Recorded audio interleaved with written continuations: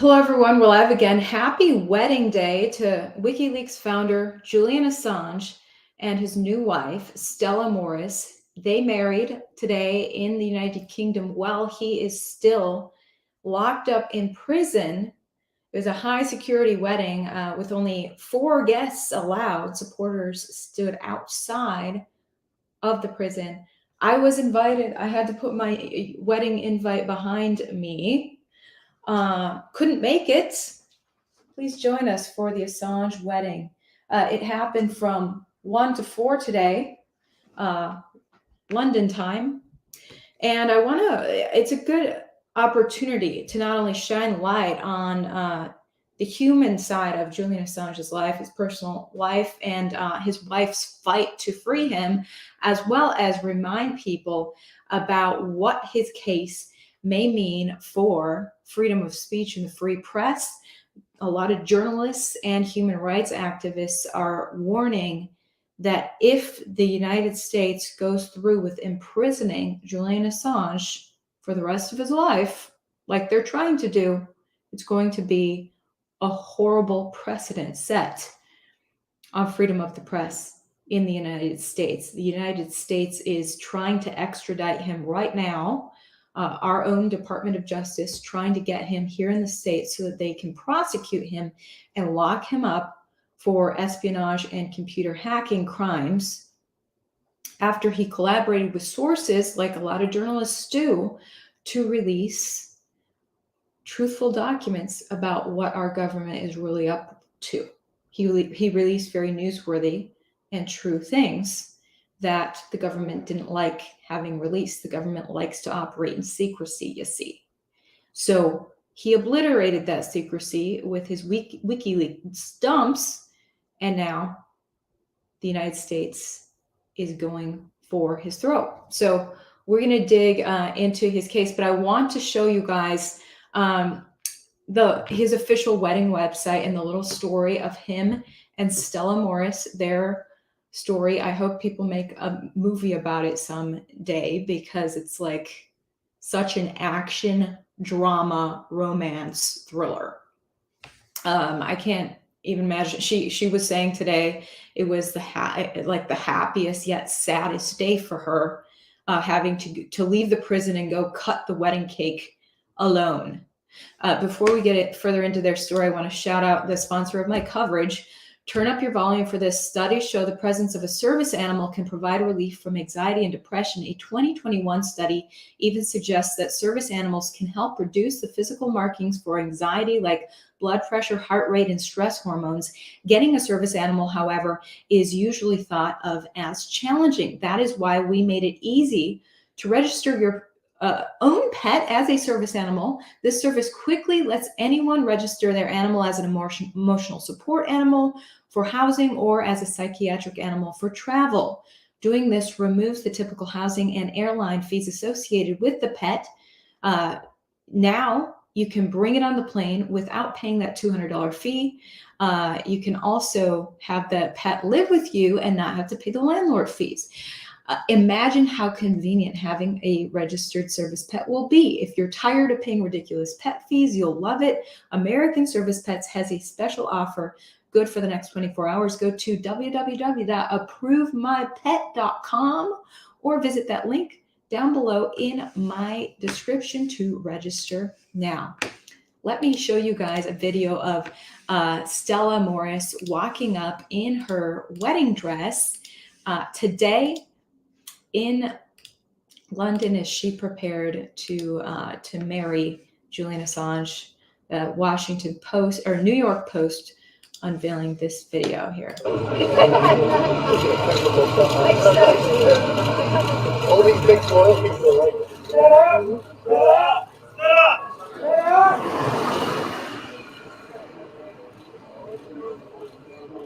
congratulations, Star!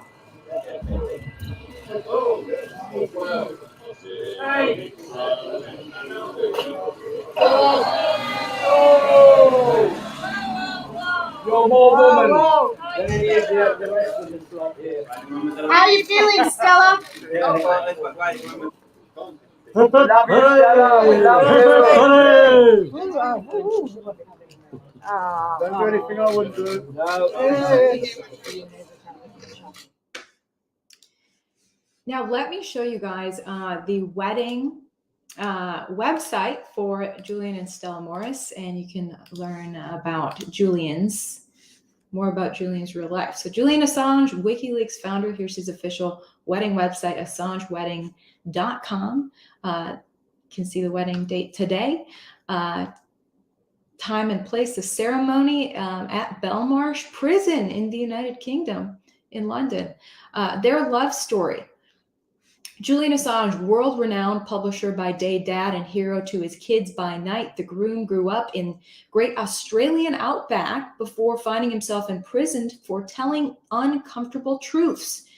And Stella Morris, the bride-to-be, was born in Johannesburg, South Africa, grew up in Spain, and traveled the world by settling down in the UK, where she and Julian currently have 2 adorable children and their lovely embassy cat.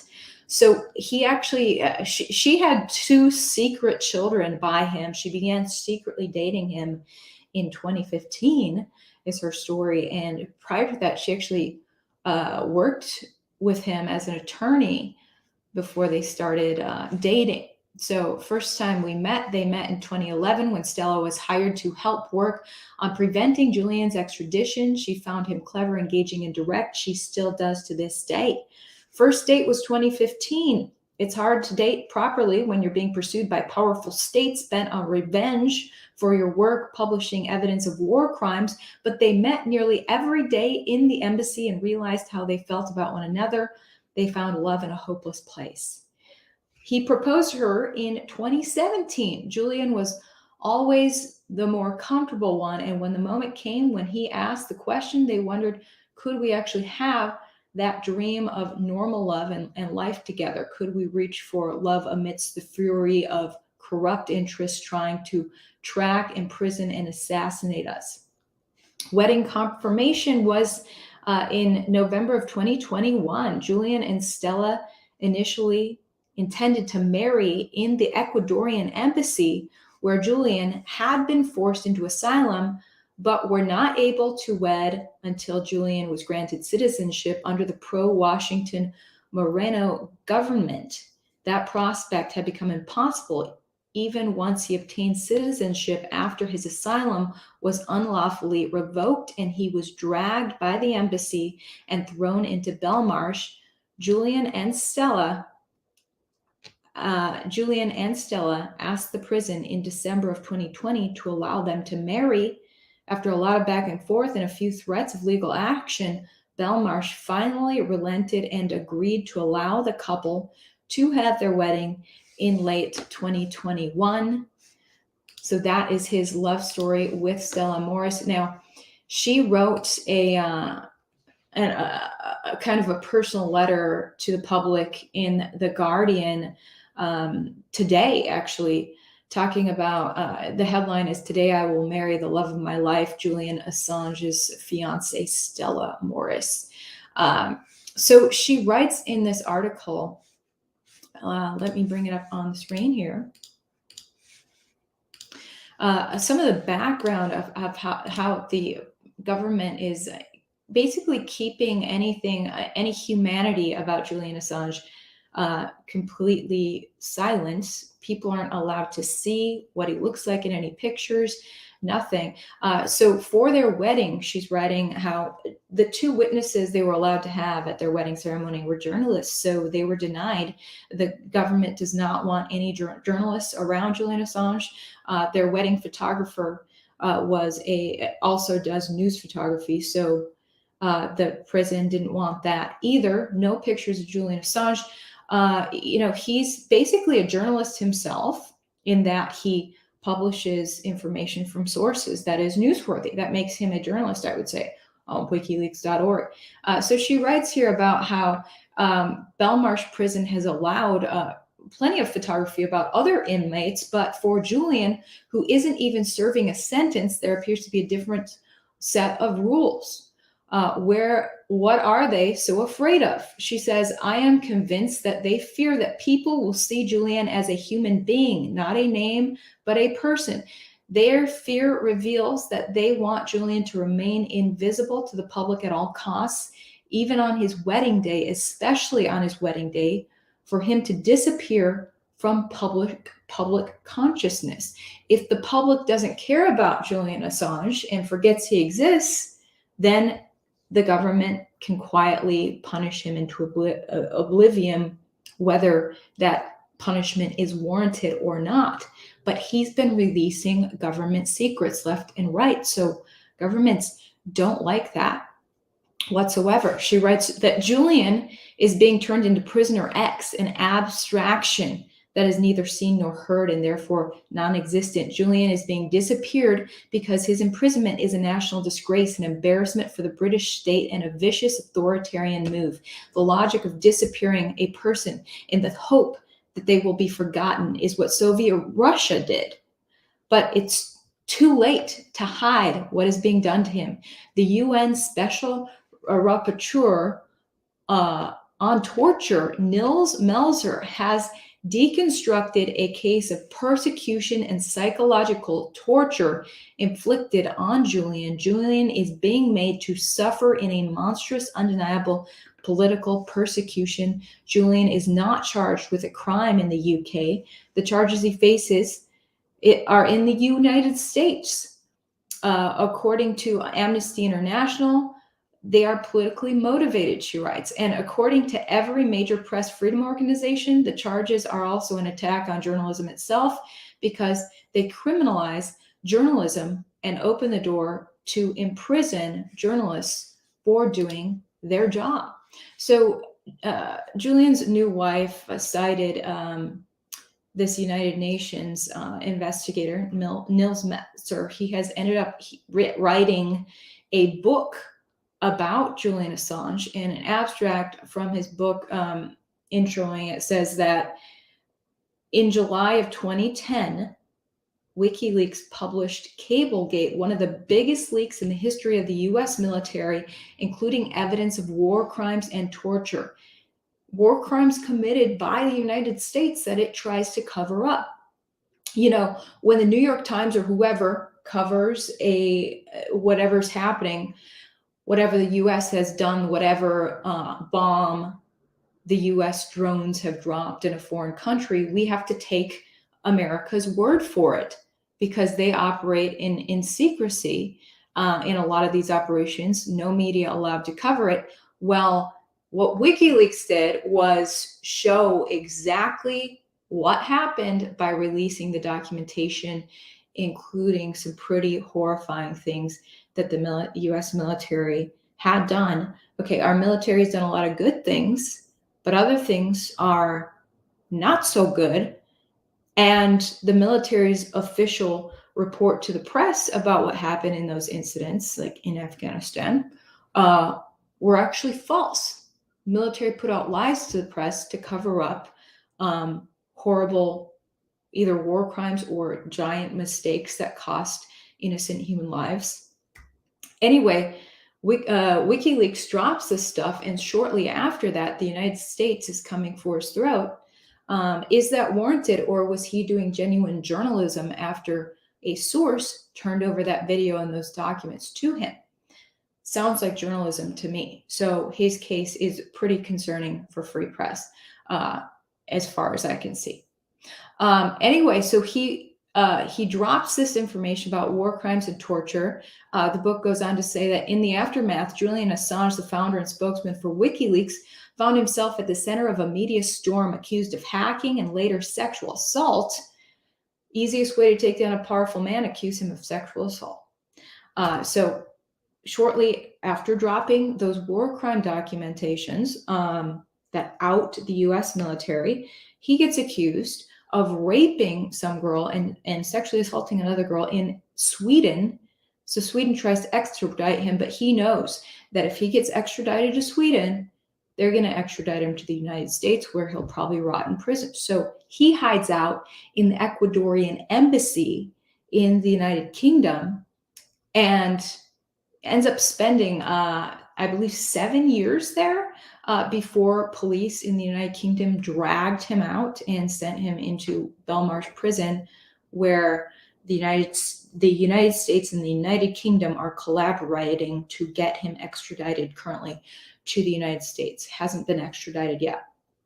Meanwhile, while he was in the Ecuadorian prison, he starts dating his former attorney, and she keeps it secret that she was dating him. She told The Guardian this story, that she's kept it very low key. She ends up getting pregnant, and she doesn't even tell her friends who the child is. Now she has 2 sons by Julian Assange, and today she finally got to marry their father. So the book goes on to say, yeah, he hides out in the Ecuadorian embassy, spends 7 years there in London, fearful that he might be extradited to Sweden to face the accusations of assault and then be sent to the US. Well, he claimed those assault accusations were whack. He said it was consensual, and the whole case eventually got thrown out. Sweden scrapped the sexual assault case. So was there anything to it? Why'd they scrap it? Sweden said the time ran out. It just took too long, so they scrapped it because the evidence got weaker over time. So who knows what really happened, but it's interesting that suddenly all these allegations come after him after he's dropping pertinent, huge federal government information that the federal government does not want released. So in 2019, Assange was handed over to the British police, and on the same day, the US demanded his extradition. They threatened him with up to 175 years in prison for alleged espionage and computer fraud. The book says that at this point, Nils Melzer, the UN Special Rapporteur on Torture, started his investigation into how the US and UK governments were working together to ensure a conviction. His findings are explosive, revealing that Assange has faced grave and systematic due process violations, judicial bias, collusion, and manipulated evidence. He has been the victim of constant surveillance, defamation, and threats. Melzer also gathered together consolidated medical evidence that proves that Assange has suffered prolonged psychological torture. Melzer his compelling investigation puts the UK and US state into the dock, showing how through secrecy, impunity, and crucially public indifference, unchecked power reveals a deeply undemocratic system. Furthermore, the Assange case sets a dangerous precedent. Once telling the truth becomes a crime, censorship and tyranny will inevitably follow. I wanted to show you guys how a little bit of how the United States first decided to come after Julian Assange. Let me first show you guys what he dropped. Now, you guys can see all of this on wikileaks.org. You can see what Julian Assange and his organization have been up to. They still are dropping these leaks. Most recent leak was August of 2021. Now, in 2016, he dropped some damaging emails. He released a ton of DNC emails that made the Democrats look really bad right before the election. But this most recent drop, he says, it says right here, is about right-wing people campaigning. So Assange is Australian to begin with, but he drops government information from both left-wing and right-wing sides, just telling the truth. You click on War and Military tab, and you get to where those Afghan war logs and the collateral murder video were released, showing what the government really did not want to release. So in this collateral murder video, Julian Assange released video of the U.S. military firing upon some people in Afghanistan that ended up killing 2 Reuters photographers, as well as 9 other people, injuring others, including 2 children seriously injured. And so when Reuters learned that it had lost 2 of its photographers, it reached out to the U.S. military for comment, and the U.S. military said that it was a gunfight. Basically, the forces were firing upon each other, and the photographers just got caught in the middle of it. But Julian Assange's release showed that, in fact, our U.S. military was lying about that. And I'll show you the video, which is still on YouTube. This is what Assange released, warning, this is troubling, seeing people get shot. You're clear. All right, firing. Stay line now. Let me know when you get it. We'll shoot. I know. Come on, fire. All right. Shoot. Shoot. You get the point. Okay, so 2 kids were hit in that mix, as those kids were injured, and then 9 people in addition to 2 Reuters photographers were killed. And you can see they were just people milling around, minding their own business, and the U.S. military takes them out. Turns out, apparently, the U.S. military mistook the photographers' cameras over their shoulders for being big guns. So, yeah. That is, and then later in the video, you can hear the U.S. Military members saying, oh my gosh, we hit kids. Well, it's their fault for bringing kids into battle. As if, did those people know that they were in battle when they were roaming the street there? Anyway, so that gets released, and shortly after that, senators from both Democrat and Republican senators called for the prosecution of Julian Assange. Dianne Feinstein from California, and then Senator Bond from Missouri. He lost re-election that same year, so he's no longer. But Christopher Bond, Kit Bond, was the Republican, also calling for the prosecution of Julian Assange. I'll just read a little bit here. It says that we respectfully urge the Department of Justice to take action to bring criminal charges against Wikileaks founder Julian Assange and any and all of his possible accomplices involved in the unauthorized possession and distribution of vast quantities of classified and unclassified material from the U.S. government. The unauthorized release of this information, including the recent release of approximately 250,000 State Department documents, is a serious breach of national security and could be used to severely harm the United States and its worldwide interests. On Saturday, before the latest disclosures by WikiLeaks, the State Department's legal advisor, Harold Koh, wrote Mr. Assange, telling him that if he were genuinely interested in seeking to stop the damage from his actions, he should, 1, ensure WikiLeaks ceases publishing any and all such material, and 2, ensure WikiLeaks returns any and all classified U.S. government materials in its possession, and 3, remove and destroy all records of this material from WikiLeaks databases. As we know, Mr. Assange failed to take these actions and instead proceeded to release these documents to the world at large. And then we go on to mention Bradley Manning, who is now Chelsea Manning, sex change in prison. But this was Julian Assange's source. So if Julian Assange gets sent to jail for 175 years after releasing source material from Bradley Chelsea Manning, what is that? What is the precedent being set for journalists everywhere who have sources who release information, like the Pentagon Papers, which the New York Times published? Did the New York Times journalists rot in jail after that? No, they didn't. They got applauded. So they end up citing the Espionage Act, they cite the actual section of the law that they're saying that this Australian citizen, Julian Assange, broke the US code here.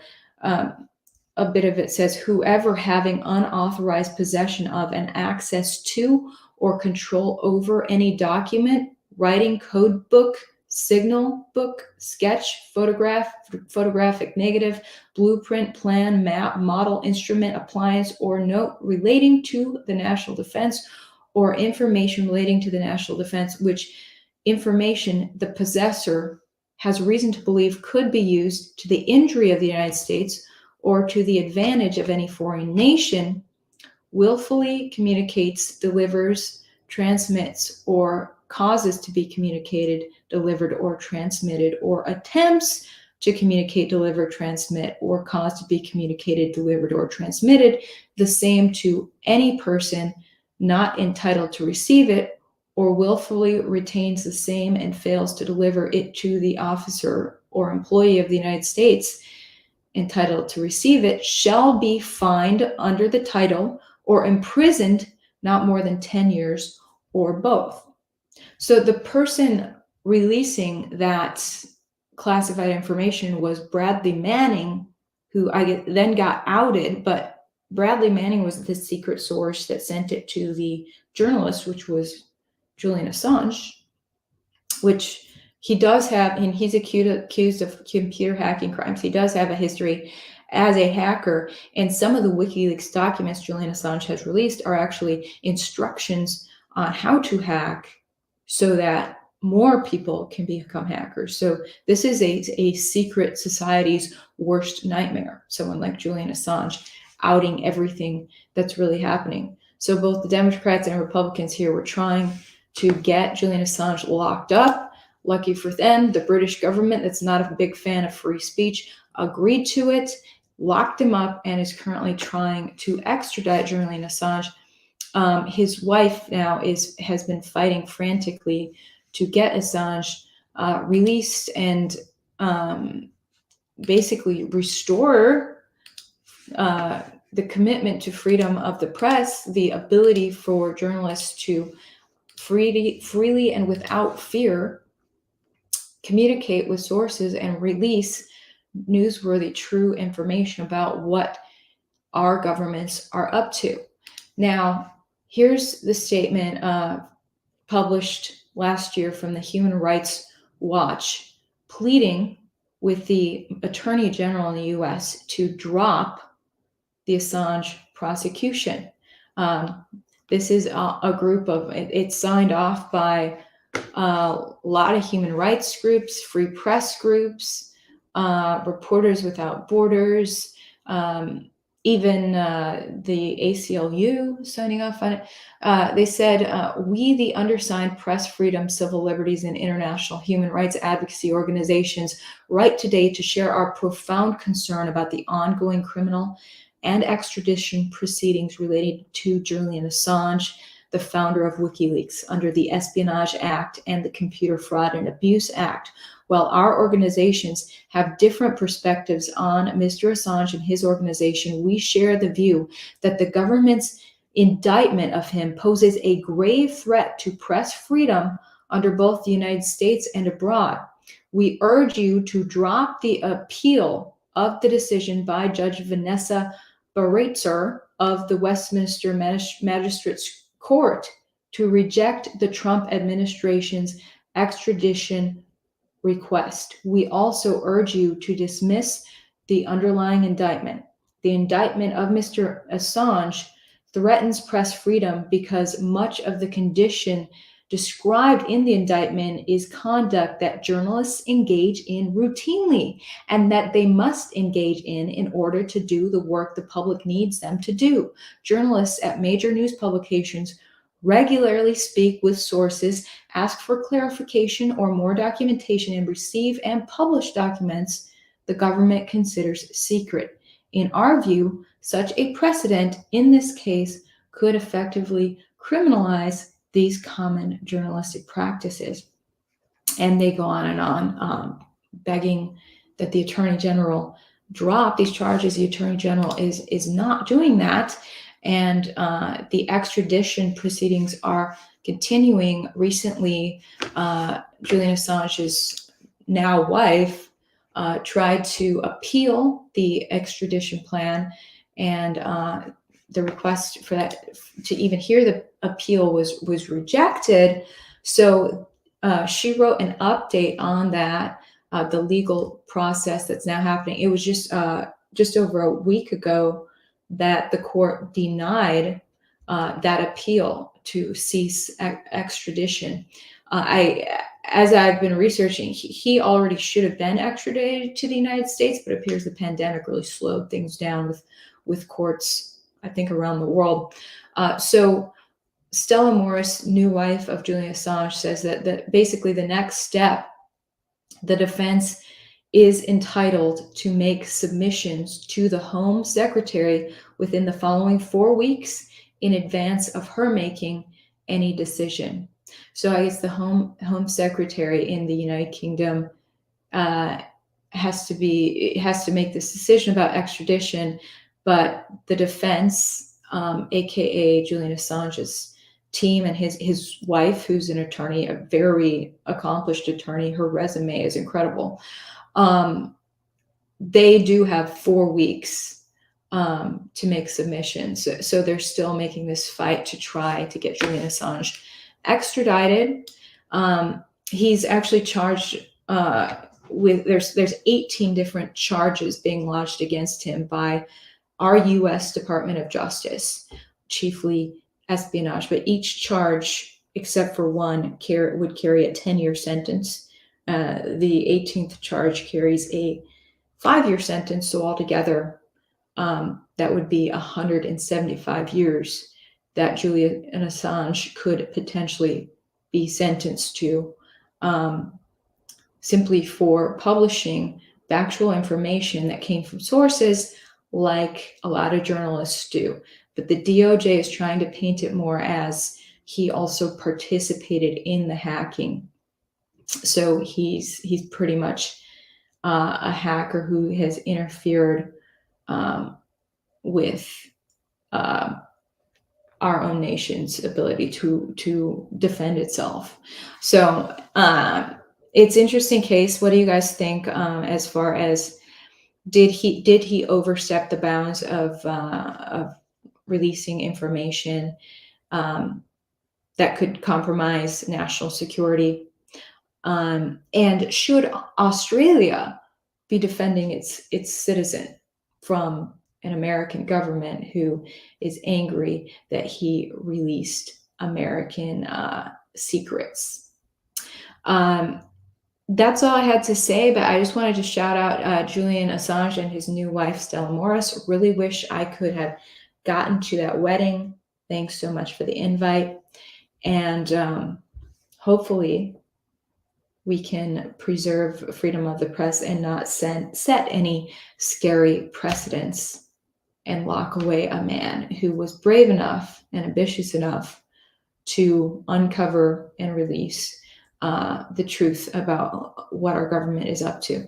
Oh, you guys mentioned Seth Rich. Yeah, so Julian Assange, while he was hiding out in the Ecuadorian embassy in the United Kingdom, he was still dropping major bombs. I mean, it was while he was hidden in the Ecuadorian embassy, having both the US government and the Swedish government going for his throat, he was dropping those major leaks about the DNC. Then WikiLeaks offers a reward for the shooting death of Seth Rich. Megyn Kelly has Julian Assange on Fox News and says, hey, why do you care so much about the Seth Rich case? And Julian Assange wouldn't say that Seth Rich was his source, but said that we really support our sources. And the way he worded it, it kept him from answering whether he had any ties directly with Seth Rich. But it also kind of was like, okay, the way you said that pretty much means that you do have ties to Seth Rich, who was mysteriously shot at, I believe, 4 a.m. while walking home from a bar on the phone with his girlfriend. Unsolved murder. And now there's a lot of theories as to whether Seth Rich's death possibly could have been tied to release of the DNC emails. Interesting, Fox once again continues to show it has no backbone. It was Fox 5 DC, local Fox, which is part of the Fox Corp arm. They had the big scoop on this story and how strange it was with the death of Seth Rich. And they backpedaled like crazy after there was a threat of lawsuit. If you want to muzzle the press, threaten them with a lawsuit, and they will put their tail between their legs and run away. And that's what Fox did in the story of Seth Rich. They deleted their news articles online and pretended that like all this stuff didn't happen. We're so sorry that we ever covered the truth about what's going on with Seth Rich. It was like, good Lord, you guys. But Julian Assange has definitely shaken things up, and for that, a lot of people don't like him, and including Democrats and Republicans in power, and I think apparently people like the UK government too. So it's a little definitely unsettling about what's happening for him, and I just hope free press can win out in all of this. Thank you so much for watching this little segment. I wanted to catch everyone up on the Julian Assange case and celebrate his wedding to Stella today. And we'll talk to you guys tomorrow.